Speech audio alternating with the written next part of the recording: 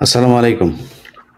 প্রিয় দর্শক, আপনারা দিনভর মাইলস্টোনের ঘটনা শুনেছেন। এটা বাংলাদেশ সহ আন্তর্জাতিক বিভিন্ন গণমাধ্যমেরও শিরোনাম হয়েছে গত ২ দিনে।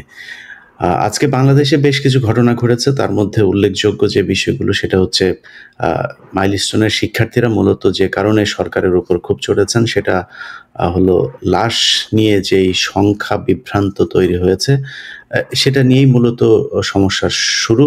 এবং আমি মনে করি সেই সমস্যার শুরুটাও করেছে সেনাবাহিনী। কারণ তারা রাতের আঁধারে চুরি করে তারপরে শিক্ষার্থীদের লাশ কেন আ কলেজ থেকে স্কুল থেকে আনতে হবে সেটা আমার বোধগম্য নয়। এর বাইরেও আরো বেশ কিছু বিষয় নিয়ে আলোচনা হবে। আমাদের সাথে সম্মানিত ৩ জন অতিথি আছেন যারা সবাই সেনাবাহিনীর সাবেক ঊর্ধ্বতন কর্মকর্তা হিসেবে দায়িত্ব পালন করেছেন। আমরা যেটা মনে করি সেটা হচ্ছে মাইলস্টোনের যে ঘটনা, এটা যদি কোনো আ ষড়যন্ত্র না হয়েও থাকে, ভারতীয় কোনো আগ্রাসনের অন্য কোনো মাত্রা নাও হয়ে থাকে, সেই ক্ষেত্রেও এই দায় ভারত এবং শেখ হাসিনার। কারণ গেল ১৫ বছরে এই বাংলাদেশ সেনাবাহিনীকে, বাংলাদেশ বিমান বাহিনী, বাংলাদেশ নৌবাহিনী, এই বাহিনীকে উন্নয়নের যে গল্প শুনিয়ে আমাদেরকে লুটপাট করা হয়েছে, সেই লুটপাটের নামে আসলে এই বাহিনীগুলোকে কতটুকু উন্নত করা হয়েছে সে বিষয়গুলো নিয়ে সেনাবাহিনীর কর্মকর্তারা আপনাদেরকে জানাবেন।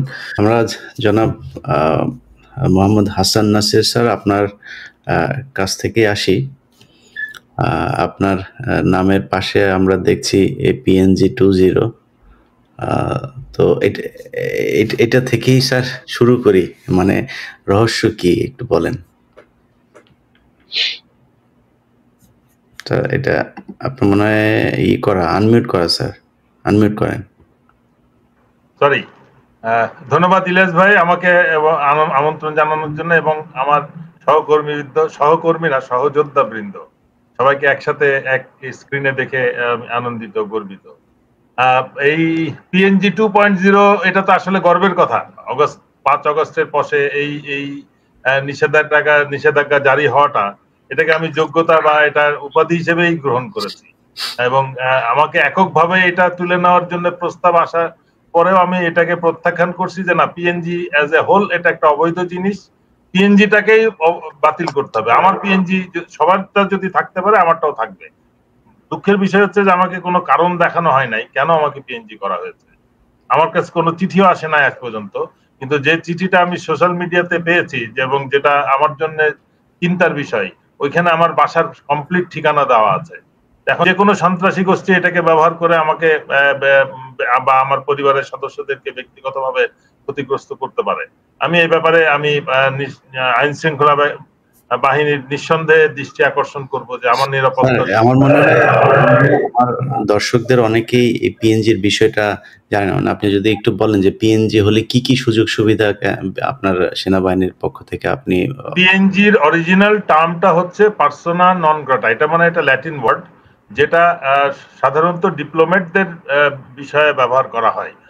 ডিপ্লোমেটসরা যখন কোনো দেশে দায়িত্ব পালন করে তখন তারা ওই দেশের আইনের আওতায় থাকে না, ফলে তারা কোনো অপরাধে জড়িত হলে ওই যে হোস্ট কান্ট্রি তারা তার বিরুদ্ধে আইনগত কোনো ব্যবস্থা নিতে পারে না। তখন তারা তাদেরকে পিএনজি মানে অবাঞ্ছিত ঘোষণা করলে তখন যে দেশের ডিপ্লোমেট তারা তাকে ফেরত নিতে বাধ্য হয়। ইদানিং যেটা আমাদের সাথে ঘটেছে সেটা মায়ানমারের অ্যাম্বাসেডর যিনি ছিলেন বাংলাদেশের, তাকে মায়ানমার সরকার পিএনজি ঘোষণা করায় তাকে সাথে সাথে মায়ানমার থেকে দেশে ফেরত আসতে হয়। বাংলাদেশে এটা আইন ছাড়াই চালু ছিল দীর্ঘদিন। এই শব্দটা ব্যবহার হতো এবং রাজনৈতিক হাতিয়ার হিসেবে ব্যবহার করা হতো। একটা অফিসার কোনো কারণে রাজনৈতিক বিরোধী পক্ষের হলে তার বিরুদ্ধে আমরা দেখে আসছি বেশিরভাগ। বাট প্রকৃত অর্থে কারোর বিরুদ্ধে কেউ যদি অপরাধ করে থাকে, আমি আমার দেশে বসবাস করছি, আমার যদি কোনো অপরাধ হয়ে থাকে দেশের আইনে আমার বিচার হবে। আমি চাকরি করে অবসর সংক্রান্ত বিষয়ে আমি কিছু সুবিধা প্রাপ্য, আমি পেনশন পাই, এটার জন্য আমাকে পেনশন অফিসে যেতে হয়। আমার মেডিকেল সুবিধা পাই, এটার জন্য আমাকে হাসপাতালে যেতে হয়।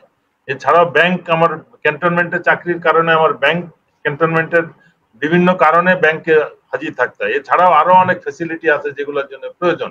একজন সাধারণ নাগরিক যে ক্যান্টনমেন্টে এক পথ দিয়ে ঢুকে আর এক পথ দিয়ে বেরোয়, তার জন্য কিন্তু এটা বেশি প্রযোজ্য না। কাউকে যদি বলা হয় আপনি ঢুকবেন না, সে আর ঢুকবে না। কিন্তু একটা সামরিক কর্মকর্তা বা যে সদস্যের জন্য এটা আমি মনে করি সরকারের সর্বোচ্চ পর্যায় থেকে এই ধরনের কোন নিষেধাজ্ঞা বা কোনো কারণ যদি করে, তাহলে তার বিরুদ্ধে আইনগত ব্যবস্থা নেওয়া উচিত। আমার পেনশন, আমি অবসর নিয়ে চাকরি শেষ করে অবসর নিয়ে আমার মেডিকেল ফ্যাসিলিটি আমি ডিউ, কারো অধিকার নেই। সরকার বলবে কেন আমাকে এটা দেওয়া হবে না।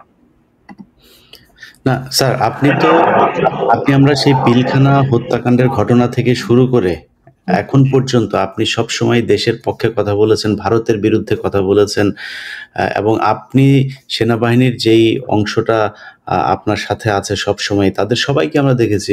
আমরা হাসিনুর ভাইয়ের কথা জানি, আমাদের এখানে ব্রিগেডিয়ার জেনারেল জনাব এটিএম জিয়াউল হাসান আছেন, মেজর রেজাউল হাসান শাহিন ভাই আছেন। তো আমাদের এই যে মানে আপনারা যে কজন আছেন, এই সবই তো দেশপ্রেমিক মানুষজন। তো আপনি তাদের একটা নেতৃত্বের জায়গায় আছেন, আপনার বিরুদ্ধে কেন পিএনজি করা হলো? এটাই আমার প্রশ্ন, এটাই আমার সরকারের কাছে আমার এটাই প্রশ্ন করার কথা। কেন পিএনজি আমি প্রথমে আমি রিউমার শুনলাম, কিন্তু আমি যখন কোন একটা কারণে মেডিকেল সাপোর্টের জন্য আমি হাসপাতালে যাই, তখন আমাকে যে রিসেপশনে যে থাকে, তখন সে আমাকে কম্পিউটারে দেখায় যে স্যার আপনাকে ট্রিটমেন্ট দেওয়া যাবে না। তখন আমি কম্পিউটারের স্ক্রিনশটটা নিয়ে বেরিয়ে আসি এবং আমার ট্রিটমেন্ট রিফিউজ করা হয়েছে। আমার একটা প্রশ্ন ছিল যে আমি কি অপরাধ করেছি, আমাকে কেন এই ট্রিটমেন্ট দেওয়া হচ্ছে না। কিন্তু আমার কাছে যেহেতু কোনো চিঠি আসে নাই, আমি কার কাছে লিখবো? আমার মনে হয় যে কথাটা বললেন, কোন র্যাব বা গোয়েন্দা সংস্থার অফিসাররা জড়িত না, গুম খুন হত্যার সাথে কোন সামরিক অফিসাররা যারা বর্তমানে চাকরিরত আছে বা অবসর গিয়েছেন সম্মানের সাথে, তারা কেউই জড়িত না। এগুলো যদি আমি বলি এবং প্রচার করা শুরু করি, কালকে আমার সব উইথড্র হবে এবং আমি আমার বাসায় উঠতে পারবো। 8 বছর আগে আমার ডিওএইচএস এর বাড়িতে ওঠার কথা, ওইটা গোয়েন্দা সংস্থার ইশারায় ওটা আটকে রয়েছে বিভিন্ন ঝামেলার মধ্যে। আইনগতভাবে তারা পার্সু করছে, যার কারণে এটা আমি একটা সাফারিং এর মধ্যে আছি। কিন্তু এটা শোনার কেউ নাই দেশে এখনো। আমার জন্য কিন্তু এখনো হাসিনা দেশে আছে। আমি বাকি আমার টিমের জন্য আমি মনে করি এখনো হাসিনার শাসন চলতেছে। জি স্যার, আমার মনে মূল আলোচনায় আসি। সেটা হচ্ছে যে আপনি গত 2 দিনে দেখেছেন কি ঘটছে দেশে। আপনার সাথে এই আলোচনায় যুক্ত হবার আগেও আলোচনা হচ্ছিল যে লাশের ব্যাপারে কিছু তথ্য আপনার কাছে এসেছিল। আমরা সেটা দিয়ে শুরু করি যে মাইলস্টোনে যে লাশের কথা, যেটা নিয়ে বিভ্রান্ত তৈরি হয়েছে, এই বিভ্রান্তিটা আসলে মানে আসলেই ঘটনাটা কি, এর কোনো তথ্য আপনার কাছে আছে কিনা? আমি একটু পুরনো কথাটা বলি। এটা আসলে আমাদের পুরনো কালচার, কিন্তু ডিজিটাল যুগে, সোশ্যাল মিডিয়ার যুগে, আগে যে আমরা লঞ্চ ডুবি দেখতাম, লঞ্চে কিন্তু 500,000 যাত্রী ঈদের সময় লঞ্চ ডুবি হতো। আমরা সরকার থেকে ঘোষণা করতো 150, 150, কোনো ক্ষেত্রে আরো কম। এইটা কালচার কিন্তু পুরানো। কিন্তু আমি মনে করি এই জিনিসটা মানুষ এই ডিজিটাল যুগে, সোশ্যাল মিডিয়ার যুগে যে এটা সম্ভব না, এটা করা উচিত না, এটা কোনো সুযোগ নাই। মানুষ সবার হাতে মোবাইল ফোন, সবার হাতে ডিজিটাল কম্পিউটার, ল্যাপটপ। এই একই সিস্টেমটা আমাদের সেনাবাহিনীর চিন্তাধারা বা সশস্ত্র বাহিনীর চিন্তাধারা বা কর্তৃপক্ষের চিন্তাধারা ওই লাইনে রয়ে গেছে যে আমরা 200 জন মারা যাবে, আমি 20টা লোক সামনে শো করব, অফিসিয়ালি ডিক্লেয়ার করব, বাকিদের সাথে বাড়িতে যে কন্ট্রাক্ট করে তাদেরকে টাকা পয়সা দিয়ে আসবো, তোমরা চুপ থাকো, তোমরা কেউ আওয়াজ তুলবা না। এটাই কিন্তু ছিল আগের সিস্টেম। কোন একটা আর্মির গাড়ি একটা অ্যাক্সিডেন্ট করলে সেটা সমাধান হতো কিন্তু এইভাবে। বাট আমার কথা হচ্ছে সেটা তো সম্মতির সাথে হইতে হবে। এখন এই মুহূর্তে এটা একটা কিন্তু রাষ্ট্রীয় ক্রাইসিস। এখানে কিন্তু লাশ, ডেড বডি লুকানোর বা হাড্ডিগুটি বালতিতে করে রাত্রেবেলা ছড়িয়ে নেওয়ার, আমার কালকে রাত্রে বেশ কিছু ছবি আমার কাছে এসেছিল, একটা লিঙ্ক এসেছিল। আমি দেখার পরে লিঙ্কটা আমি সেভ করেছিলাম। সকালবেলা শুনলাম যে ওই লিঙ্কটা পুরো ফেসবুক ইয়েটাই ডিলিট করে দেওয়া হয়েছে। তার মানে যারা মনে করছে যে এটা লিক হলে তারা বিব্রত হবে, তারা ওই রাষ্ট্রীয় সিস্টেমটাকে ইউজ করে এই লিঙ্কটাকে ডিলিট করা হয়েছে। এই সন্দেহে এটা 20, 25 বা 27 জন না, 4টা রুম। এবং যে দুর্ঘটনা নিয়ে যে ক্রাইসিসটা বা প্রশ্নটা উঠছে, প্লেনটা ওঠার 15 থেকে 18 মিনিটের মধ্যে আবার এটা ফেরত যাচ্ছিল। এটা কিন্তু যে দিক থেকে মাইলস্টোনে হিট করেছে, it is towards the runway. আমাকে বুঝতে হবে একটা প্লেন উঠছে মানে কিন্তু 15 মিনিটসে অনেক দূরে চলে যাওয়ার কথা। তার মানে অর্ধেক সময় গেছে বা ফেরত আসছে, ঘুরে এটা টার্ন নিছে। ওঠার পরপরই যান্ত্রিক ত্রুটির জন্য, এবং যেহেতু অল্টিটিউড অ্যাচিভ করতে পারে নাই ওই জন্য সিট বেল্টও ওপেন করে নাই বা করতে পারে নাই। এখন প্রশ্ন হচ্ছে যে সিট বেল্ট খুলে নাই না পাইলট শেষ পর্যন্ত চেষ্টা করছে। এই টাইমের পরিপ্রেক্ষিতে আমার মনে হয় না যে পাইলট তার এই পরিস্থিতিতে সে প্লেনটাকে খোলা জায়গায় নেওয়ার চেষ্টা করছে, বা এই সুযোগ তার ছিল না।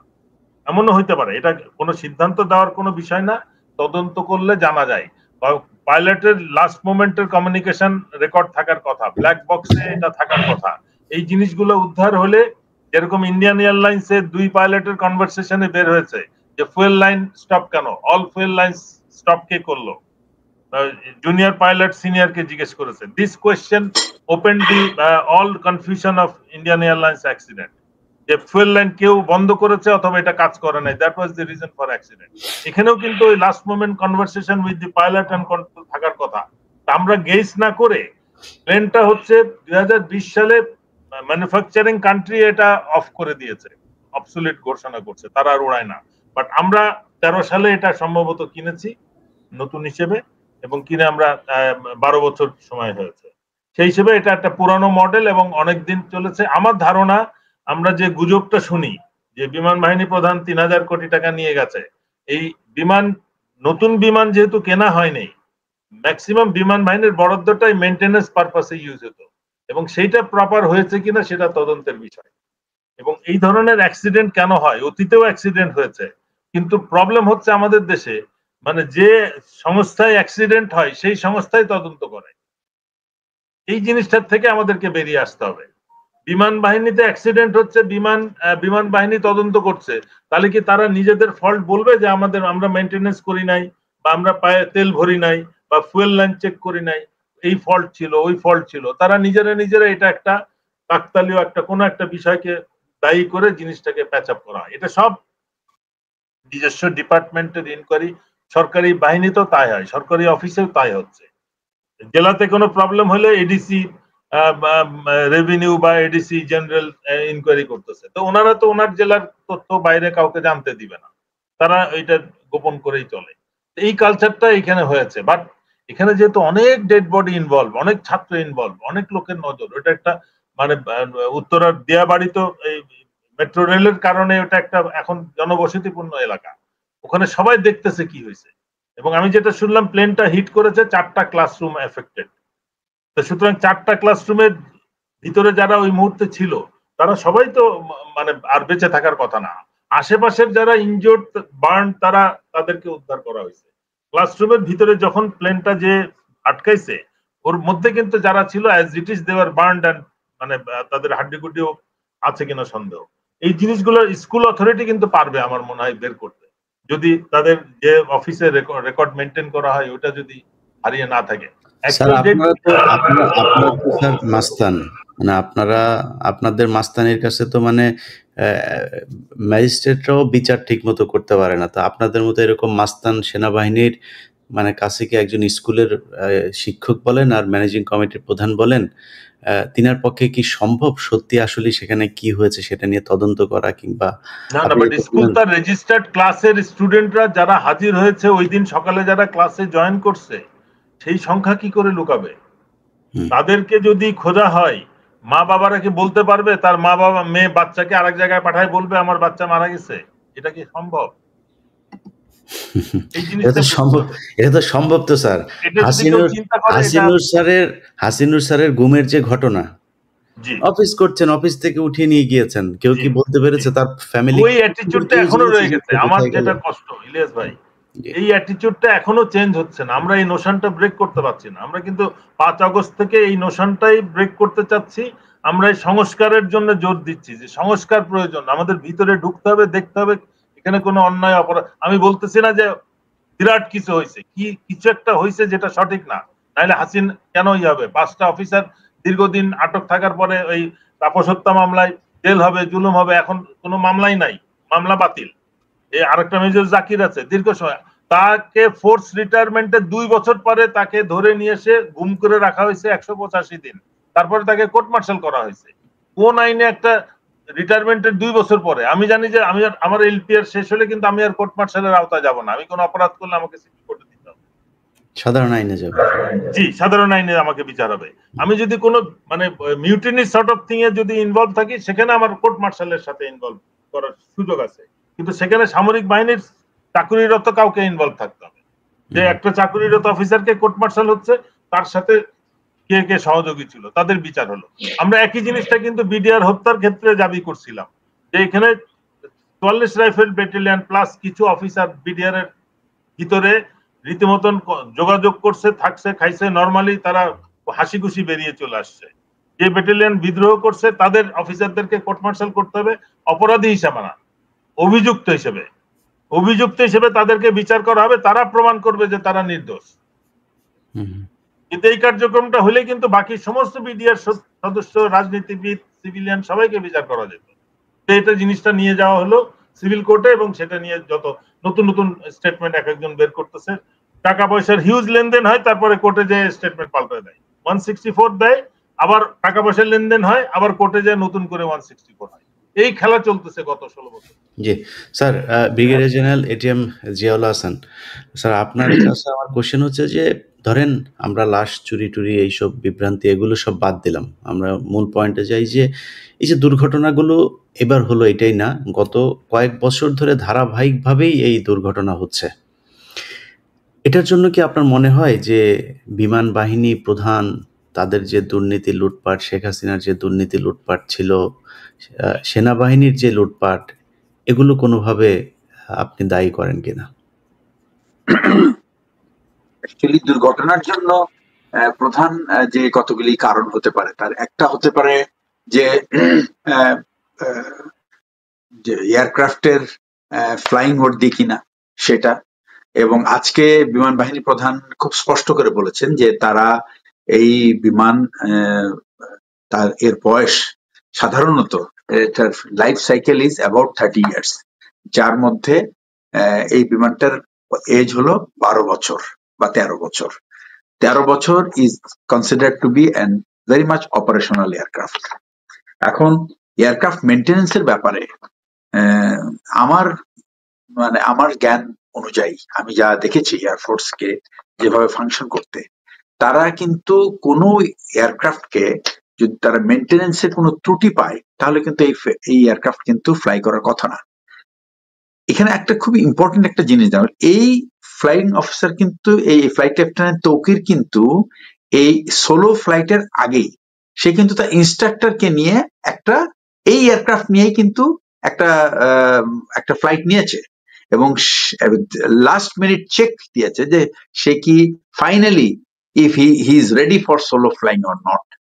কারণ ওর স্লো ফ্লাই করার কথা ছিল আরো 3 দিন আগে, কিন্তু ওয়েদারের কারণে এই ফ্লাইটটাকে 3 দিন পরে আনা হয়েছে।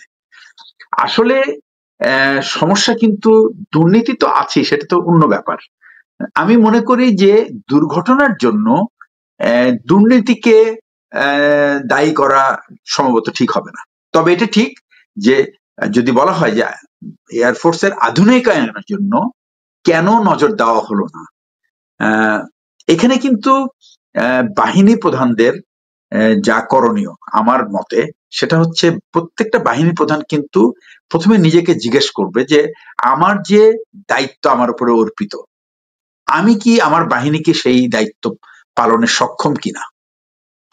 এই প্রশ্নের উত্তর যেদিন সে ঠিকভাবে নিজেকে জিজ্ঞেস করবে, সে যে বাহিনী হোক না কেন নিজেকে জিজ্ঞেস করবে, এবং এর উত্তর যদি তার কাছে থাকে ইয়েস আই এম রেডি, তাহলে আমি মনে করব সেই বাহিনী প্রধান তার দায়িত্ব পালন করছে। আর যদি সে মনে করে যে না, আমি আমার দায়িত্ব পালনের জন্য তৈরি না, এবং যদি এই প্রশ্নের উত্তরটা যদি তাই হয়, তাহলে তার 3 বছরের বা তার যে চুক্তির সময় তার মূল মন্ত্র একটাই হওয়া উচিত, to make my force ready to do my national duty. National duty কি? Safeguard the sovereignty of the country, মানে দেশের স্বাধীনতা এবং সার্বভৌমত্ব রক্ষা করার, এটাই তার প্রথম দায়িত্ব। আর কোনো দায়িত্ব তার জন্য ইম্পর্টেন্ট না। এই দায়িত্ব যদি এই দায়িত্বের জন্য সে তৈরি না হয়, তাহলে অন্য কোনো কাজই তার কাছে নাই। আর this is the only job he has. কোন রকম ব্যবসা বাণিজ্য, মিশন ফিশন, এগুলো কিচ্ছু না, নাথিং ইজ রিকোয়ার্ড। যেদিন এই এই এই এই এই ব্যাপারটা ইন দ্য হার্ট, বাহিনী প্রধানরা যেদিন বুকে হাত দিয়ে নিজেকে বলতে পারবে যে আমি রেডি আমার দায়িত্ব পালনের জন্য, এটাই আমার প্রাথমিক দায়িত্ব এবং এই পালনের দায়িত্ব আমি রেডি, সেই দিন আমি বলবো যে এই বাহিনীর সমস্ত দোষ ত্রুটি দূর হয়ে যাবে। তারা কোনো কোথাও নাক গলাবে না, তারা শুধুমাত্র নিজেদের তাকাবে এবং নিজেদের শত্রুকে বা পটেনশিয়াল শত্রুকে সেটা তারা নজরে রেখে নিজেদেরকে তৈরি করবে। এটা যতক্ষণ পর্যন্ত না হবে ততক্ষণ পর্যন্ত এই বাহিনীগুলি তৈরি না তাদের মূল দায়িত্ব পালনের জন্য। এখন বাহিনী প্রধানরা নিজেদেরকে জিজ্ঞেস করতে পারে। আমি মনে করি আমি যদি এরকম একটা দায়িত্বে থাকতাম, আমি শিওর আমার ছেলে বা আমার মেয়ে আমাকে জিজ্ঞেস করতো যে তোমার বাহিনী কি, is it ready for war or not, এবং সেই উত্তর যদি আমি না দিতে পারি, I don't deserve to remain there. This is my simple, এটাই আমার কথা। এবং আমি মনে করি যে কোনো সামরিক অফিসার যে নাকি এই দেশে কমিশন পেয়েছে, তারপরে সে চাকরি করেছে, বিভিন্নভাবে তাকে প্রশিক্ষিত করা হয়েছে, তার দায়বদ্ধতা আছে এবং এই দেশের মানুষের ট্যাক্সের টাকায় আমরা চলি।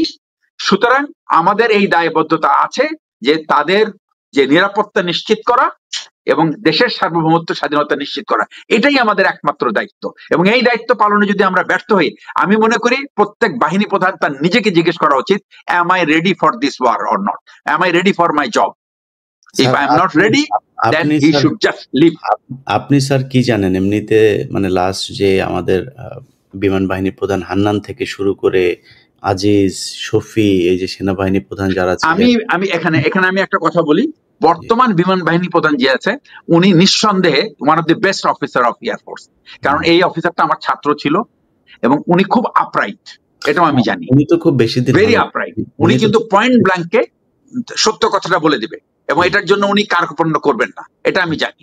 কিন্তু শুধু তার এই ব্যক্তিগত কোয়ালিটি যে এই দুর্ঘটনার জন্য, এটা যেহেতু বাহিনীর একটা অ্যাক্সিডেন্ট, বাহিনী প্রধান হিসেবে কিন্তু এই দায় তার উপর চলে আসবে। কিন্তু সে উনি কি এসে বলেছেন নাকি যে এই যে হান্নান সাহেব কি পরিমাণে টাকা লুটপাট করে নিয়ে না, এটা উনি ওটা তো পাবলিকলি এটা উনি বলেন নাই, বাট আমি জানি না উনি কারো কাছে এটা এক্সপ্রেস করেছেন কিনা। তবে এটা যেহেতু ওনার কি দায়িত্ব ছিল না, ওনার নিজেরই তো দায়িত্ব ছিল এটা নিয়ে মামলা করার, মানে উনি যদি নাকি মামলা করেছেন, মামলা তো অ্যাকচুয়ালি বাহিনী প্রধানরা তো এই ধরনের মামলা করেন না, কিন্তু তার বিরুদ্ধে দুর্নীতির মামলা হয়েছে। কারণ এখানে একটা জিনিস লক্ষ্য করার ব্যাপার, এই একটা মাত্র যে বিপ্লবটা হলো বা যে পরিবর্তনটা হলো, এই পরিবর্তন খুব আশ্চর্যজনক ভাবে ইতিপূর্বে কিন্তু কখনোই এই কোনো বাহিনীর এই ধরনের লেভেলের অফিসাররা কিন্তু কখনো দেশ ছেড়ে পালায় নাই। এই বিষয়টা আমি জানি না এটা উনাদের কাছে কেমন লাগে। আমি যদি এখানে হতাম, আমার যদি এরকম জায়গায় আমি যদি সার্ভিসে থাকতাম, আমি এটাকে কোনোভাবেই মেনে নিতে পারতাম। কষ্ট লাগে তো ওনাদের, এই যে যারা পালিয়ে গিয়েছে, এইটা যদি কষ্ট লাগে, এই কষ্ট লেগে চুপ থাকার কোনো কারণ নাই। না, কষ্ট লাগে, কষ্ট যদি লেগে থাকে তাহলে এই বাহিনীর ভাবমূর্তি উদ্ধার করার দায়িত্ব তাদের। স্যার কষ্টটা ওই ওয়েতে না, কষ্টটা হচ্ছে যে ওনারা পালিয়ে গেল, ওনারা দেশে নাই, এইটার জন্য ওনাদের কষ্ট হয়। কেন দেশে নাই, কেন পালিয়ে গেলেন, দেশে থাকলে ওনাদের ভালো লাগতো। কারণ আপনারা যারা দেশে আছেন, এইটা হচ্ছে ওনাদের কষ্ট, যেই কারণে আপনাদেরকে এখন পিএনজির শিকার হতে হয়। এই পিএনজির ব্যাপারটা খুবই দুঃখজনক। প্রথম কথা হচ্ছে যে ব্রিগেডিয়ার জেনারেল হাসান নাসির উনি খুবই স্বাধীন চেতা একজন মানুষ, এবং উনি যদি কোনো সময় কোনো ভুল ত্রুটি দেখে থাকেন, সেটার সঙ্গে উনি কখনোই আপোষ করেন নাই।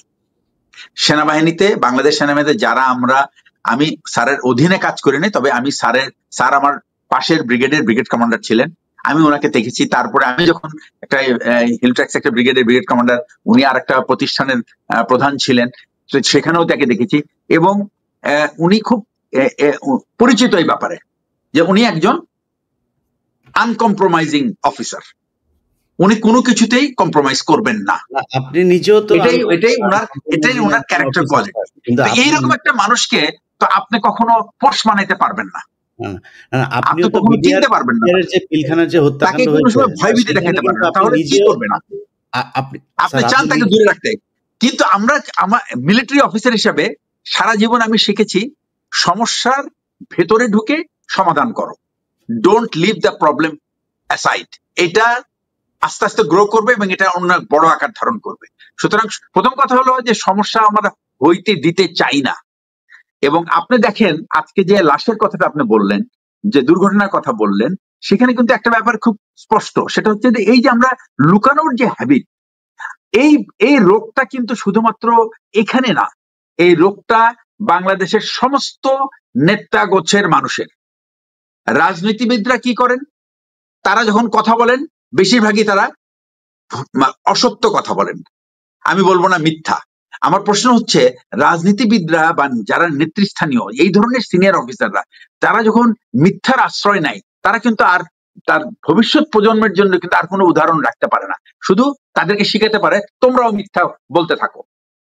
আমি যখন মিথ্যা বলবো তখন কিন্তু আরেকজনকে আমি বলতে পারবো না যে আমি তোমার কাছ থেকে সত্য জানতে চাই। এই ব্যাপারটা কিন্তু বাংলাদেশের সশস্ত্র বাহিনীতে এটা কখনোই ছিল না। এটা খুব সারপ্রাইজিং যে আমরা আমাদের সিনিয়র অফিসাররা আমাদের মানে এই অবস্থায় চলে গেছে যে তারা সত্যের সামনে দাঁড়াতে পারছে না। সত্য বলাতে তো কোনো ভয় থাকার কথা না, বিকজ এই ঘটনা ঘটে গেছে, এটা লুকানোর কিছু নাই, এটা ফেস করতে হবে। যে পরিবার থেকে একটা সন্তান হারিয়ে গেছে তাকে তো সেই সন্তান দিতে পারবে না, সুতরাং এই ঘটনা লুকিয়ে রাখে। এটা হচ্ছে কি আমাদের আস্থা হারাচ্ছে মানুষের কাছে, আমাদের বিশ্বাস হারাটা যদি না থাকে, সত্য কথা বলার যদি সাহস না থাকে, আমি মনে করি তার ওই পজিশনেই থাকা উচিত। জি, সুতরাং এবং এসে দাবি করে বলা উচিত, চ্যালেঞ্জ করে বলা উচিত, বিকজ সে সবসময় সত্যের সন্ধানে থাকবে এবং তার দায়িত্ব তার নিচের যারা আছে তাদেরকে সত্য বলতে শেখানো, নিজে সত্য বলা এবং তাকে যারা শুনছে তাদেরকে কনভিন্স করা যে আমি যা বলছি দ্যাট ইজ রাইট, এবং যদি ভুল বলে থাকি I am ready to face the challenge. জি sir, major Rezaul Karim Hannan, sorry Rezaul Hannan Shahin ভাই, আপনার কাছ থেকে আসি। স্যার আপনি একটু বলেন, ধরেন মানে এই যে এত আলোচনা, উনি যেটা বলছিলেন ব্রিগেডিয়ার জেনারেল জিয়াউল হাসান যে কথাটা বললেন যে সেনাবাহিনীর উনি এর আগে কখনো শুনেন নাই এরকম যে একটা বাহিনী প্রধান তিনি পালিয়ে যান। এটা যেমন সত্যি, ঠিক একই রকম সেই বাহিনী প্রধানদের সাথে এই ওয়াকারই তো তখন ছিল সেনাবাহিনীর প্রধান, এবং তার ক্যান্টনমেন্টের ভেতরেই তো আপনাদের মতো অফিসাররা গুম হয়েছিল। তারও তো পালিয়ে যাওয়া উচিত ছিল, কিন্তু তিনি তো পালিয়ে যাননি। তিনি এখন তার মতো যারা এই শেখ হাসিনার এই গুম খুনের সাথে জড়িত ছিল তাদেরকে শেল্টার দিচ্ছেন, আপনাদের মতো অফিসারদেরকে পিএনজি করছেন। মানে আপনার কাছে আমার সরাসরি প্রশ্ন, আমার একটু বলেন তো স্যার যে মানে আপনার কি লজ্জা লাগে কিনা যে যে সেনাবাহিনীর লোকজন দুর্নীতির সাথে জড়িত, সেনাবাহিনীর লোকজনকে পালিয়ে যেতে হয়? আপনার স্যার একটু লজ্জা লাগে এই সেনাবাহিনীর? আগে তো আমরা এগুলো আপনার ক্ষেত্রে আপনারা সেনাবাহিনীর আমরা একটা গর্বের জায়গায় ছিলেন, লজ্জা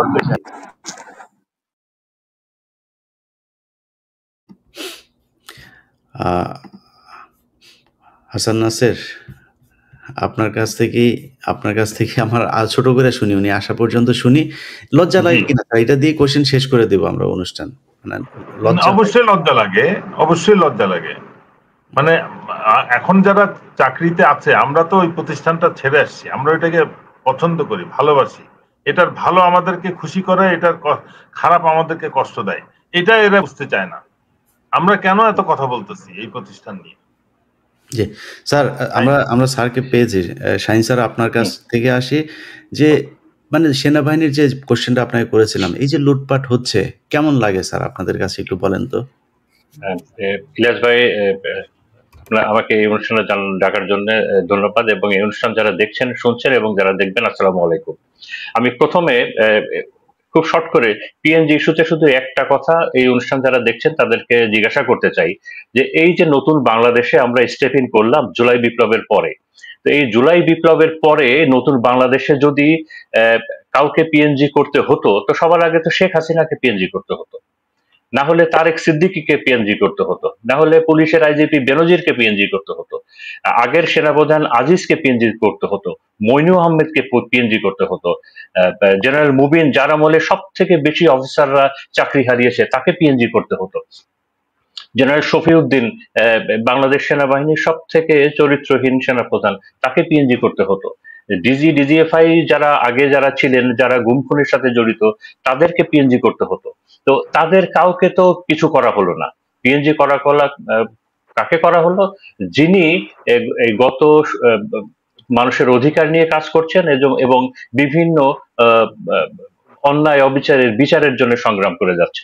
তো এখন এরপরে আমি এই যে মাইলস্টোনের যে ক্রাশ যেটা করেছে সেটা নিয়ে আমি জাস্ট অল্প একটু কথা বলতে চাই। মানে আমি 4টা প্রশ্নের উত্তর চাই। প্রথমত হলো, এই যে F7 যে বিমানটা করলো, আমি এয়ারফোর্স অফিসারদের সঙ্গে কথা বলেই জানলাম যে এই বিমানটা, এই ফাইটার এয়ারক্রাফটটা এই পৃথিবীতে প্রায় অবসলিউট হয়ে গেছে, শুধুমাত্র 2টা দেশে চলে, বাংলাদেশ আর নাইজেরিয়া না, নাইজার একটা দেশ, আর একটা হতভাগা দেশ। তো এই অবসলিউট 2টা আমাদের এই 2 দেশে কেন? সারা বিশ্ব যেটাকে বাদ দিয়ে দিছে, অ্যাবন্ডন করেছে, আমরা কেন? দ্বিতীয়ত, একটা প্লেন ওড়ানোর আগে তো আমি একটা ইনকোয়ারি চাই। এই পুরো বিষয়টা যেহেতু অনেক মানুষের জীবন চলে গেছে, আমি একটা ওপেন বুক ইনকোয়ারি চাই, যে ইনকোয়ারিটা সবাই জানবে, সবাই দেখবে। এটা তো ইরানের নিউক্লিয়ার কোনো প্রজেক্ট না যে মাটির 400 ফিট নিচে থাকতে হবে। এটা জমিনের উপরেই এই ইনকোয়ারিটা করা সম্ভব, যেহেতু অনেক প্রাণ ঝরে গেছে। এবং আমি জানতে চাই যে এই বিমান ওড়ার আগে ফিটনেস গুলা কারা করেছিল এবং ফিটনেসটা কেমন ছিল, এয়ারক্রাফটের এয়ারফ্রেমের লাইফ কেমন ছিল, সেটার অবস্থা কি ছিল, তার ইঞ্জিনের অবস্থা কেমন ছিল, তার টায়ার, তার কমিউনিকেশন ইউনিট এবং অন্যান্য অ্যাসেসরিজ, এগুলোর কি অবস্থা ছিল আমি জানতে চাই। আমি জানতে চাই এটার ব্ল্যাক বক্সটা কোথায়, ব্ল্যাক বক্স যদি না থাকে কেন নাই, কার আদেশে নাই, এই ব্যর্থতাটা কার? আর যদি ব্ল্যাক বক্স থাকে, সে ব্ল্যাক বক্সের ভিতরে কি আছে, এটাও আমরা জানতে চাই। এবং একই সাথে আমি এটাও জানতে চাই যে এই বিমানের গত 10 বছরের মেইনটেনেন্স বাজেট গুলা কিভাবে খরচ হয়েছে, সেইটার অ্যাকাউন্টেবিলিটি কোথায়। এইটার কিছু উত্তর মনে হয় আমার জানা আছে। গত কালকে থেকে সোশ্যাল মিডিয়াতে এয়ারফোর্স অফিসারদের একটা স্ট্যাটাস আমার খুব চোখে পড়েছে। কোন একজন এয়ারফোর্স অফিসার ফেসবুকে একটা স্ট্যাটাস দিয়েছেন যে রেস্কিউ আওয়ার এয়ারফোর্স, 3টা শব্দ, রেস্কিউ আওয়ার এয়ারফোর্স। মানে এখানেই বোঝা যাচ্ছে যে আমাদের এয়ারফোর্সের রেস্কিউ করা দরকার। তারা একটা গত 16 বছরের অনেক কিছুতেই তারা হয়তো এমন একটা পর্যায়ে চলে গেছেন যে তাদেরকে রেস্কিউ করা দরকার। এটা আমার স্ট্যাটাস না, এটা এয়ারফোর্স অফিসারদের স্ট্যাটাস। এবং সোশ্যাল মিডিয়ার বিভিন্ন গ্রুপ থেকে যেটা জানলাম যে বিগত আমলে, গত 10 বছরে এয়ারফোর্সের যারা কমান্ডে আছেন তারা আধুনিকায়নের একটু প্রস্তাব দিয়েছিলেন, কিন্তু ইন্ডিয়ার একটা বড় শর্ত ছিল যে বাংলাদেশ কোনো কিছু চায়না থেকে কিনতে পারবে না। বাংলাদেশ কোনো কিছুই চায়না থেকে কিনতে পারবে না, কারণ এটা ইন্ডিয়ার শর্ত। এর আগের প্রাইম মিনিস্টার শেখ হাসিনা নাকি চেয়েছিলেন, এটা আমি এয়ারফোর্স অফিসারদের কাছ থেকে জেনেছি, যে Sukhoi, Russian aircraft, modern aircraft, Sukhoi সিরিজের এয়ারক্রাফট কেনার জন্য আগের প্রাইম মিনিস্টার চাচ্ছেন। বাট সেখানেও একটা কন্ডিশন আছে যে এয়ারক্রাফট বাংলাদেশ রাশিয়ার কাছ থেকে কিনবে সুখোই সিরিজের, কিন্তু সেটার মেইনটেনেন্স এবং অন্যান্য কিছু কাজগুলো করবে ইন্ডিয়া। তো এই কন্ডিশন গুলোতে হয়তো ব্যাটে বলে হয় নাই, অথবা কোনো কারণে আলটিমেটলি এয়ারফোর্সের আধুনিকায়ন হয় নাই। তো এই যদি আমাদের অবস্থা হয়, তো আমি যদি এই পুরো বিষয়টাকে এভাবে সামারাইজ করি, আমার কি কোনো অপরাধ হবে যে আমাদের এয়ারফোর্সের কোনো আধুনিকায়ন হয় নাই, কারণ আমাদের কোনো এয়ারফোর্স কমান্ড, আমাদের কোনো এয়ার চিফ একটু মেরুদণ্ড শক্ত করে তার আত্মসম্মান নিয়ে দাঁড়াতে পারে নাই, কারণ ভারতের যে কন্ডিশন ছিল সেটাও ফুলফিল করা যায় নাই, আবার আওয়ামী লীগ এবং ভারত মিলে যেটা চেয়েছিল সেটাও আমরা করতে পারি নাই। এ কারণেই আমাদের এয়ারফোর্সের আধুনিকায়ন হয় নাই, এবং এই কারণেই এয়ারফোর্সের বাজেটের বড় অংশটাই চলে গেছে মেইনটেনেন্সের, ডেইলি এয়ারক্রাফট মেইনটেনেন্সের খাতে। এবং আমরা তো জানি, এয়ারফোর্স অফিসারদের কাছ থেকে শুনেছি আমরা, যে এই মেইনটেনেন্সের জায়গাটা হলো একটা হরিলুটের জায়গা, এই মেইনটেনেন্সের জায়গাটা হলো একটা হরিলুটের জায়গা, এবং এটাই হলো আমাদের অবস্থা। এই প্রসঙ্গে আমি আরেকটা জিনিস এখানে বলতে চাই। আমি আমার এয়ারফোর্সের যারা কমান্ডে আছেন তাদেরকে জিজ্ঞাসা করতে চাই। এই তথ্যটাও আমি এয়ারফোর্স অফিসারদের কাছ থেকে পেয়েছি যে ভারতের ইস্টার্ন কমান্ডে যে দুটো এয়ারবেজ আছে, ইস্টার্ন এয়ারবেজে যে দুইটা এয়ারবেজ আছে, একটা হাসিমারাতে আর একটা কালাইকুন্ডাতে, দুইটা এয়ারফিল্ড। এই দুইটা এয়ারফিল্ড নাকি আগে আমাদের এয়ারবেজ গুলোর উপরে তাদের একটা ইনফ্লুয়েন্স ছিল, একটা কন্ট্রোল ছিল। এটা কি এখনো আছে, নাকি এটা থেকে আমরা কোনো উন্নতি করেছি? তো এই বিষয়গুলো আমাদের একটু দেখতে হবে। এবার আমি আমার ইলিয়াস ভাই যে প্রসঙ্গটা বললেন, আমি ওই প্রসঙ্গে আসি। শুধু কি সেনাবাহিনী প্রধান, সেনাবাহিনী গত গত কোন সেনাবাহিনী প্রধানটা আমাদের এখন দেশে হাজির আছেন? আমরা তো বিগত সেনা প্রধানগুলাকে তো দেশে দেখছি না, দেশ ছাড়া হয়েছেন। আমরা তো কোনো ডিজিএফআই গুলাকেও তো দেখছি না, তারাও তো সবাই দেশ ছাড়া হয়েছেন। বিগত বিজিবি গুলাও তো দেশ ছাড়া হয়েছেন, তাদেরকেও তো দেখছি না। ডিজিএনএসআই গুলোও তো দেশ ছাড়া হয়েছেন, তাদেরকেও তো দেখছি না। এবং তারা সবাই তো মোটামুটি একটা কলঙ্ক, একটা অপবাদ, এসব মানুষের অভিশাপ, এগুলো নিয়েই তো দেশ ছাড়া হয়েছে। মানে এবং এটা একটা বাহিনীর একজন সদস্য হিসাবে এটা যে কত লজ্জার সেটা তো আমরা জানি। এই একই প্রশ্ন অথবা এই সাবমিশনটা আমি সকল বাহিনী প্রধানকে অত্যন্ত বিনয়ের সাথে করতে চাই। সকল বাহিনী প্রধান, সকল গোয়েন্দা সংস্থা প্রধান কে আমি এবং আমি বিনয়ের সাথে করতে চাই যে আপনারা আপনাদের পূর্বসূরীদের দেখেন। আপনাদের পূর্বসূরীরা সবাই অত্যন্ত অসম্মানের সাথে, কলঙ্ক নিয়ে, দুর্নীতির বোঝা মাথায় নিয়ে, মানুষের অভিশাপ নিয়ে দেশের বাইরে জীবনযাপন করছেন। তাদের মুখ দেখানোর উপায় নাই। তো আপনারা সবাই বুকে হাত দিয়ে আমাদেরকে একটু আশ্বস্ত করেন যে আপনারা অন্তত দেশে থাকবেন। আপনার চাকরির মেয়াদ শেষ হলে আপনারা দেশে থাকবেন, আমরা যেন একটু ভরসা পাই। এবং আমার বিশ্বাস এই আশ্বাসটা আপনারা তখনই দিতে পারবেন যখন আপনি মনে করবেন যে না, আপনি দেশের জন্য কাজ করছেন, দেশের মানুষের জন্য কাজ করছেন। এবং দেশের জন্য কাজ করছেন এটা আমি কখন বুঝবো? যখন আমি বুঝবো যে একটা জুলাই আন্দোলন হয়েছে, যে জুলাই আন্দোলনে হাজারের উপরে প্রায় 2000 আমাদের সন্তানরা মারা গেছে। এই আন্দোলনটাকে আপনারা ধারণ করতে পেরেছেন, এই নতুন বাংলাদেশের আকাঙ্ক্ষাটা আপনারা ধারণ করতে পেরেছেন। তাহলে এবং আপনাদের যে কাজ, আপনাদের এগুলার সাথে যাচ্ছে, তাহলেই আমরা বুঝবো যে আপনারা দেশের পক্ষে কাজ করছেন। তো এখানে যেমন আমি এখন যদি গোপালগঞ্জের প্রসঙ্গটা একটু আনি, আমি একটু বলতে চাই এই প্রসঙ্গটা। গোপালগঞ্জের ব্যাপারে আমার নিজস্ব দুইটা পয়েন্ট আছে। একটা পয়েন্ট হলো, আমার কাছে মনে হয়েছে যে এটা একটা আমাদের যে ইন্টারিম যে গভর্নমেন্টটা আছে তার একটা টোটাল ফেইলিওর। কারণটা হলো যে আমাদের গভর্নমেন্ট শুরু থেকেই চেয়েছে যে গোপালগঞ্জে একটা আওয়ামী লীগের ঘাঁটি হোক। আর দ্বিতীয়টা, আমাদের স্বরাষ্ট্র মন্ত্রণালয় যেটা, তারাও হয়তো চেয়েছে যে এনসিপি ওখানে যাক এবং যাওয়ার পরে তারা একটা শিক্ষা নিক। কেন আমি বলছি? 5ই আগস্টের পরে গোপালগঞ্জের অবস্থা তো আমরা জানি। সেখানে পুলিশের গাড়ি পোড়ানো হয়েছে, সেখানে সেনাবাহিনীর গাড়ি ভাঙচুর হয়েছে, আইন শৃঙ্খলা বাহিনী, সেনাবাহিনী সহ তাদের উপরে অ্যাটাক করা হয়েছে, তাদের অনেকে আহত হয়েছেন।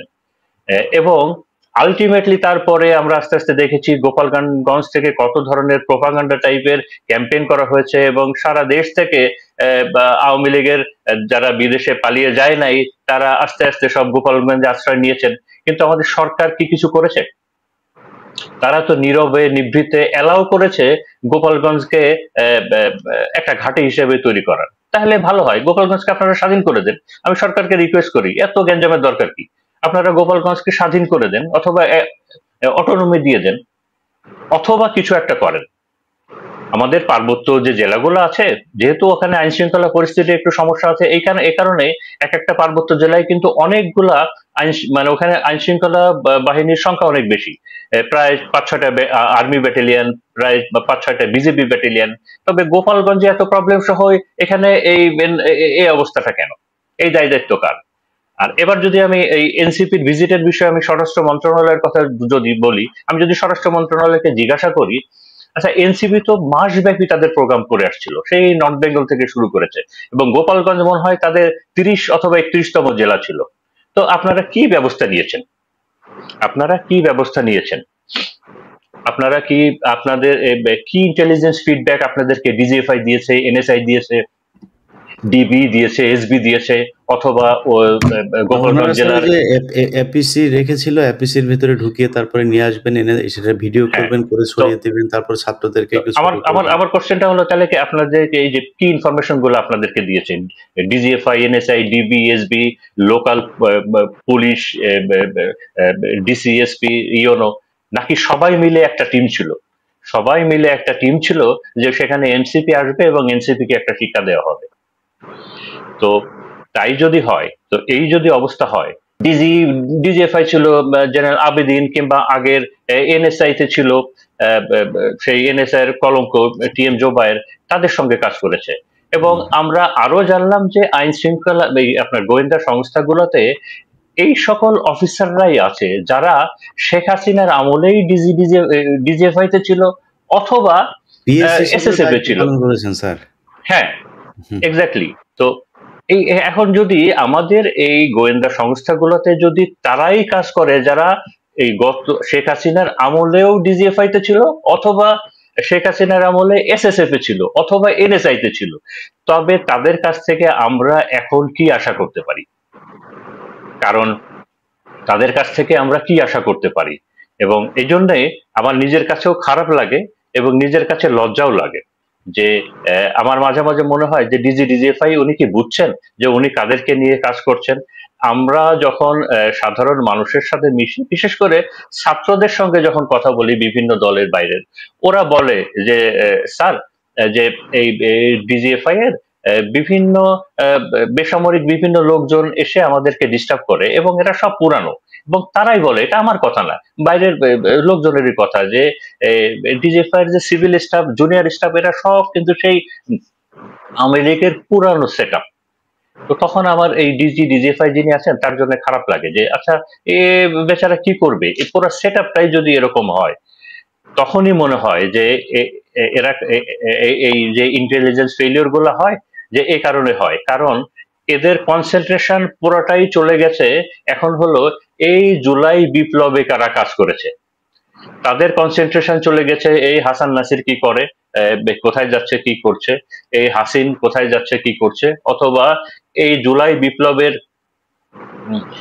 বিপ্লবী যারা আছে, যারা এই গুম খুনের বিচার চাচ্ছে, যারা ওই আওয়ামী লীগের পুনর্বাসন যাতে না হয় এই বিষয়ে বিভিন্ন জায়গায় যারা লাভঝাপ দিয়ে বেড়াচ্ছে, যারা বিভিন্ন বিচার চাচ্ছে, বিভিন্ন বিষয়ে সমালোচনা করছে, এই তাদের পিছনেই লেগে আছে।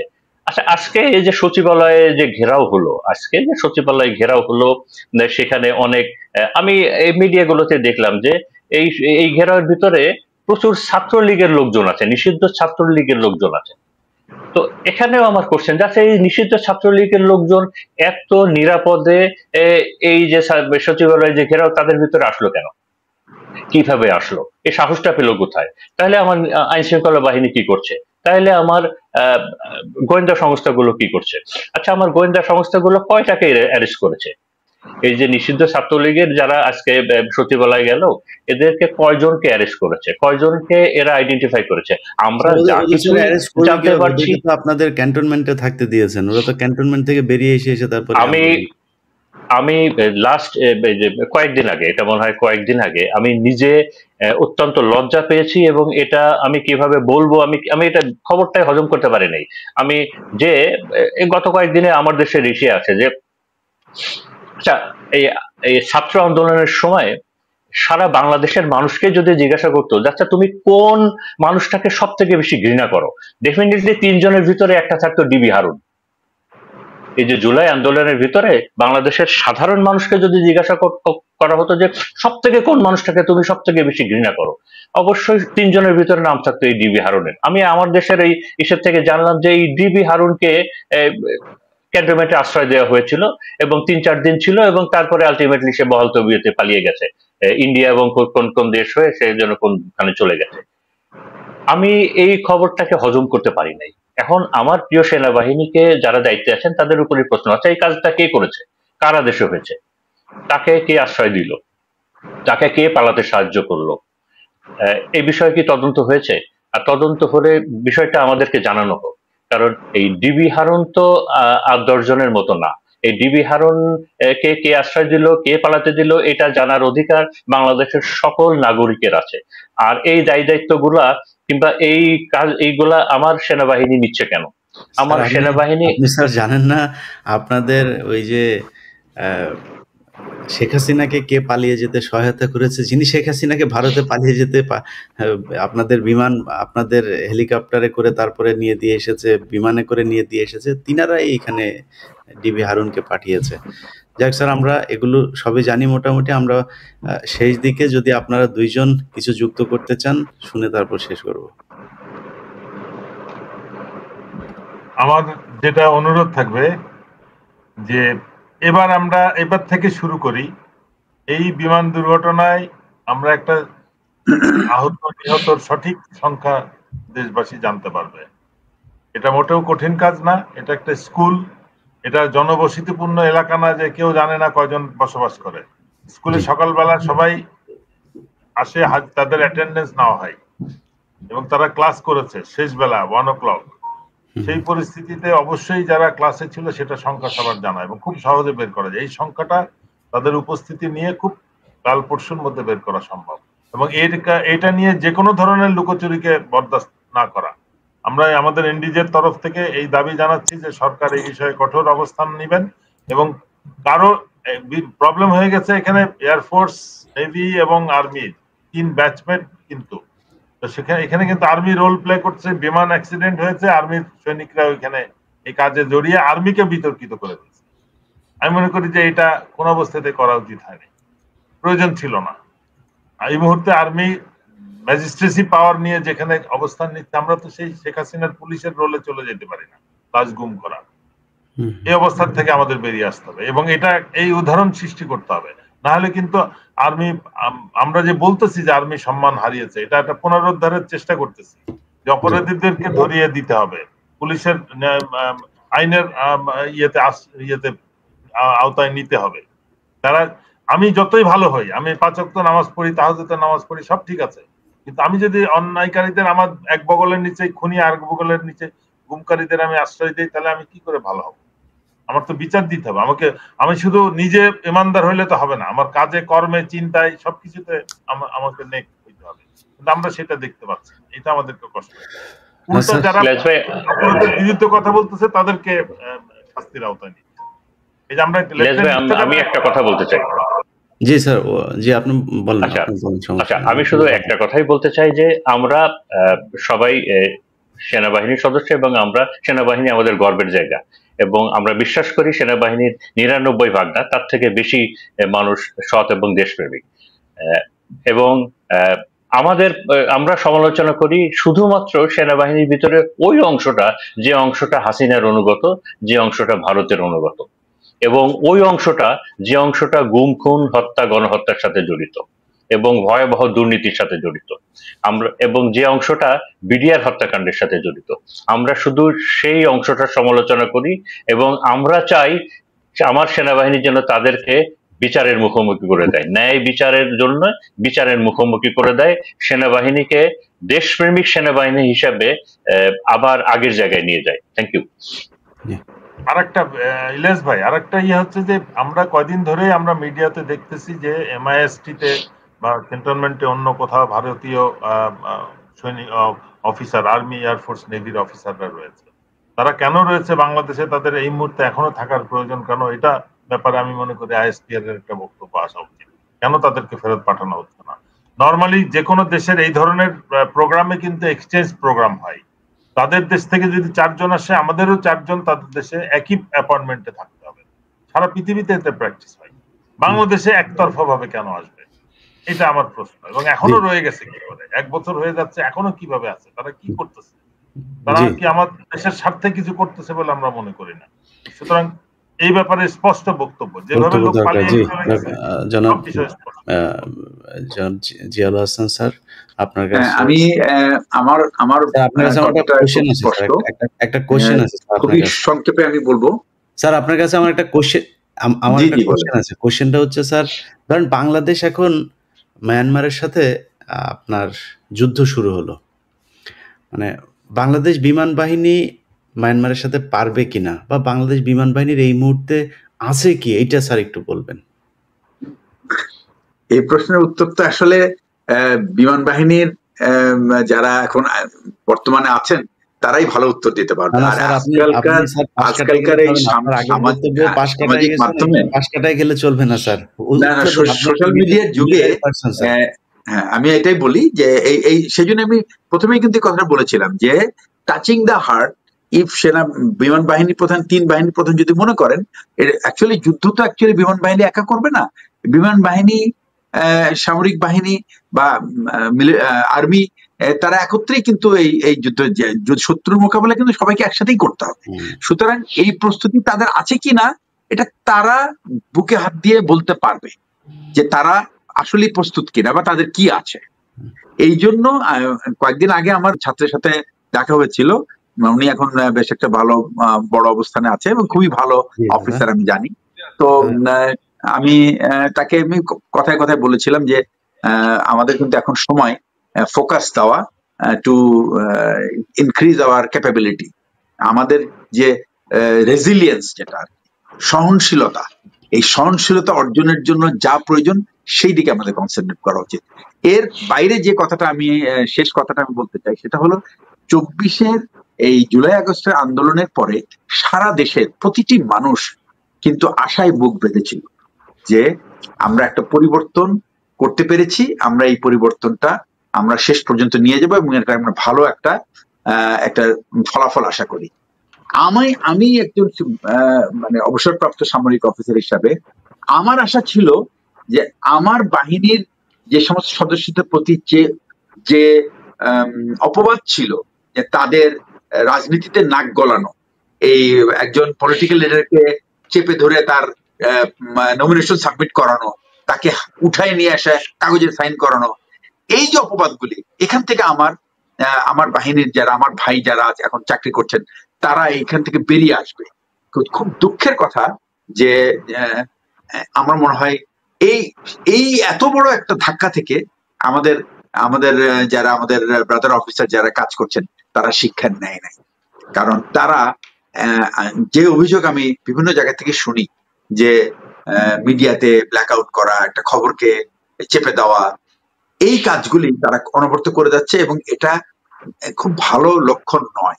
এবং রাজনৈতিক পরিবর্তনের পরে এটা যে একটা ভালো দিকে যাওয়ার কথা ছিল সেটা কিন্তু আর হবে না। আমি মনে করি রাজনীতি এখানে শুধুমাত্র সামরিক অফিসারদের দোষ দিলেই চলবে না। আমি মনে করি রাজনীতিবিদদের এখনই ভাবা উচিত that they should not depend on intelligence or political strategy or on the military intelligence community, DGFI হোক, সেটা অন্য কোনো অর্গানাইজেশন হোক বা NSI হোক, তাদের উপরে যেন নির্ভর করে তাদের রাজনীতি না পরিচালনা করে। তারা তাদের রাজনৈতিক যে খবরাখবর, রাজনৈতিক যে ইন্টেলিজেন্স, সেটা তাদের নিজস্ব সোর্স তৈরি করা উচিত, তাদের নিজস্ব গ্রুপ তৈরি করা উচিত যারা মাঠ থেকে সঠিক তথ্য তুলে এনে দেবে। এই সমস্ত বাহিনীর থেকে কখনোই তারা সত্যিকার চিত্র পায় না, শুধুমাত্র সুগার কোটেড চিত্র পায় তারা, যার কারণে এই সমস্ত রাজনীতিবিদদের কিন্তু অকালে তাদের রাজনৈতিক ক্যারিয়ারের মৃত্যু ঘটে। এই ভুলটা, এই বিষয়টা কিন্তু এই 53 বছরে এত কিছুর পরেও আমাদের রাজনীতিবিদরা কিন্তু নিজেদেরকে শুধরায় নাই, তারা এখান থেকে কিছুই শিক্ষা গ্রহণ করে নাই। এবং একইভাবে সামরিক বাহিনীর যারা আছে তারাও তার মানে শীট দ্বারা শক্ত করে বলতে পারে না this is not my job, আমার কাজ যেটা, লেট মি ডু দ্যাট। বরং তারা নমনম করে এই সমস্ত রাজনীতিবিদদের কাছে গিয়ে দাঁড়ায়, এই যে আমার কাছে তো এই ইন্টেলিজেন্স আছে, এটা আপনার খুব কাজে লাগবে। এই অভ্যাস যতক্ষণ পর্যন্ত ত্যাগ না করবে সামরিক বাহিনী, কেন কোনো বাহিনীতেই তেমন কোনো পরিবর্তন আসবে না। তারা তাদের যে বাইটিং পাওয়ার, যেটা আমি বলি যে কামড় দেওয়ার যে শক্তি, শত্রুকে যে চেপে ধরার যে শক্তি, এটা কখনোই অর্জন করতে পারবে না যতক্ষণ পর্যন্ত তার নিজেদেরকে এই খোলস থেকে মুক্ত না করতে পারে। জি স্যার, শেষ করি স্যার, আমরা শেষ করি। প্রিয় দর্শক, আজকে আমাদের তিনজন আলোচক যে বিষয়গুলো নিয়ে কথা বলেছেন, জনাব হাসান নাসির, তিনার বক্তব্যের মাঝখানেই শাহিন স্যার আপনি একটা বক্তব্য দিয়েছেন। হতে পারে আপনাকে হয়তো কেউ একজন ফোন করেছে বা টেক্সট করেছে যে সেনাবাহিনী নিয়ে খুব বেশি আলোচনা হয়ে যাচ্ছে বোধহয়। আমি আপনাদের সাথে যখন কথা বলছিলাম, আমাকে একজন ব্রিগেডিয়ার জেনারেল তিনি মেসেজ পাঠিয়েছেন যে ভাই, আমরা কি কিছুই করি না এই দেশের জন্য? আপনারা বাংলাদেশের সেনাবাহিনী, আপনাদেরকে নিয়ে আমাদের এই মাথা ব্যথার কারণ আপনাদেরকে ধ্বংস করে দেয়া না। আপনারা এই দেশের প্রাণ, আপনারা যদি নাকি এই দেশকে রক্ষা করতে না পারেন, এই দেশ কোনোদিনও রক্ষা হওয়া সম্ভব না, এই দেশ শেষ হয়ে যাবে। সো আপনাদের গোয়েন্দা সংস্থা যেখানে দেশের হয়ে কাজ করা দরকার, সেখানে আমরা সেই গোয়েন্দা সংস্থার বিরুদ্ধে কথা বলছি। এর কারণ হচ্ছে আপনারা দেশের বিরুদ্ধে কাজ করছেন এই জন্যে। কারণ যেই ক্যান্টনমেন্টে তার দেশের সেনাবাহিনীর লোকজন গুম থাকে 10 বছর 15 বছর ধরে, সেটা তো আমার দেশের ক্যান্টনমেন্ট না। সেটা যাদের হুকুমে আপনারা আপনার অফিসারদেরকে গুম করেছেন, যাদের হুকুমে এই দেশের অফিসারদেরকে হত্যা করা হয়েছে, তাদের খুনিদেরকে ছেড়ে দিয়েছেন, তার বিচার এখনো করতে আপনারা বাধা দেন, তখন আমাদের মনে হয় যেন এই সেনাবাহিনী অন্য কারো হয়ে কাজ করছে। তারপরেও সবশেষ আমি আমার প্রায় প্রতিটি অনুষ্ঠানে একই কথা বলি যে বাংলাদেশ সেনাবাহিনী আমাদের একটা গর্বের জায়গা। সেই গর্বের জায়গাটা যেন সেখানেই থাকে। সেনাবাহিনীর সন্তানরা, আমরা অ্যাডভোকেট সাকিব নামে একজনকে চিনি, তার পিতার সম্পর্কে আমি খারাপ কিছু কখনো জানি নাই, কিন্তু এই অ্যাডভোকেট সাকিবের কথা শুনলে মনে হয় এর রক্তের ভেতরে মানে অবৈধ টাকা পয়সা ছিল, যে কারণে আদারওয়াইজ এই ধরনের নোংরামি কোনোদিন বাংলাদেশের সেনাবাহিনী, বিডিআর হত্যাকাণ্ড এটা নিয়ে কেউ করতে পারে না। আমরা আমার নিজের নানা একজন সেনা কর্মকর্তা, তিনি আমি পিলখানাতে আমার ছোটবেলায় বেশ কিছু লম্বা সময় কেটেছে, আমার তখন মনেও নাই সেগুলো, পরে আমি শুনেছি। তো আমার এইটাকে আমি নিজের পরিবারই মনে করি। সো আমার এই পরিবারের একজন সদস্য হিসাবে মানে আমার মনে হয় তাদের প্রতি আমার একটা আলাদা দরদি থাকবে, তাদের প্রতি আমার বিরক্তি থাকার কোনো সুযোগ নেই। আপনাদের প্রতি প্রচণ্ড রেসপেক্ট আছে, ভালোবাসা আছে। আমাদের স্যার যেটা সবশেষ বলেছেন যে 99% আপনারা ভালো মানুষ, এই 99%-এর কাছে আমরা আপনাদের কোনো কথা যদি কিন্তু কিচ্ছু শুনতে চাই না। 1%-কে যত দ্রুত সম্ভব একদম ধরে নিয়ে ফায়ার স্কোয়াডে দিয়ে শেষ করে দেন। এগুলোর বেঁচে থাকার কোনো অধিকার নাই। যারা এখনো পর্যন্ত এতগুলো রক্তের বিনিময়ে দেশ স্বাধীন হবার পরে যারা দেশকে স্বাধীনতা ভোগ করতে দিচ্ছে না দেশের মানুষকে, তাদেরকে বাঁচিয়ে রেখে আপনারা এই ক্যান্টনমেন্টকে কোনোদিনও বাংলাদেশের প্রয়োজনে কাজে লাগাতে পারবেন না। জনাব brigadier general ATM Ziaul Hasan sir, আপনি হাত তুলছিলেন, কিছু কি কথা বলতে চাচ্ছিলাম। সেই কথাটা হচ্ছে, সেনাবাহিনী অনেক ভালো কাজ যদি করে থাকে, অবশ্যই করেছে, কিন্তু এই অনেক ভালো কাজের মধ্যে যদি একটা এমন কোনো কাজ হয়ে থাকে যেটা খুব গর্হিত কাজ, তখনই কিন্তু সব ভালো কাজের যে সমস্ত সফলতা বা যে ক্রেডিট, এটা কিন্তু নষ্ট হয়ে যায়। এই জিনিসটা আমার ব্রাদার অফিসাররা অবশ্যই বুঝতে হবে। সুতরাং আমাদেরকে সেই জবাব দিতে চাইতে হবে যে আমরা কি এমন করেছি যার কারণে আজকে আমরা এত সমালোচিত হচ্ছি। আমরা এত ভালো কাজ করেছি, কিন্তু তারপরও কেন সমালোচনার বাইরে যেতে পারছি না। এই উত্তরটা যদি তারা নিজেরাই খুঁজে বের করেন, তাহলে আমরা সবচেয়ে বেশি সন্তুষ্ট হব। আমাদের আর কোনো কথা বলতে হবে না একজন। জি স্যার। আমার শেষ কথা যেটা বলতে চাচ্ছি, ভালো কাজ যেটা করেছে সেটার ভালো মূল্যায়ন অবশ্যই হবে, কিন্তু ভালো কাজের কারণে কোনো খারাপ কাজকে আমরা লুকিয়ে রাখবো বা অগ্রাহ্য করব, এটার তো সুযোগ নাই। জি, আমরা সিভিলিয়ান, আমরা এই সেনাবাহিনী নিয়ে আমরা খুব বেশি বিশেষজ্ঞ সাজতে চাই না। আপনারা যারা আমার ইউটিউব চ্যানেল এবং ফেসবুকে আছেন, আমাদের সাথে থাকবেন। আমরা ধারাবাহিকভাবে সেনাবাহিনীর যেসব কর্মকর্তারা আছে তাদের মুখ থেকে তাদের বিষয়গুলো জানার চেষ্টা করব। ব্রিগেডিয়ার হাসান নাসির স্যার, তিনি এবং তার নেতৃত্বে একটা সেনা কর্মকর্তাদের একটা গ্রুপ আছে, তাদের ভেতরে অনেকেই আছেন যারা ধারাবাহিকভাবে আমাদের এখানে আসবেন। আমরা বিভিন্ন বিষয় নিয়ে আলোচনা করব, আপনারা দেখবেন, আপনারাই বলবেন আমরা সেনাবাহিনীর বিষয়ে আসলে সেনাবাহিনীকে কিভাবে ঠিক করা যায়, তাদের দেশ রক্ষার জন্য আসলে কাজে লাগানো যায়, সেই বিষয়গুলো পরামর্শ দেবেন।